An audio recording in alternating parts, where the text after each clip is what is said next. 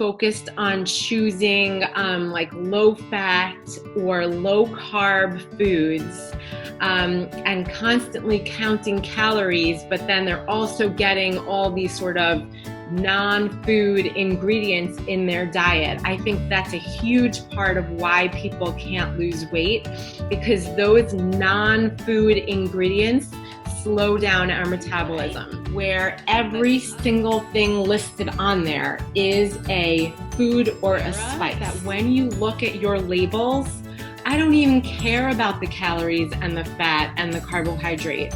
I really just care that you look at the ingredient list and make sure that you know everything you're eating is a food, a whole food that your body is not going to have trouble digesting.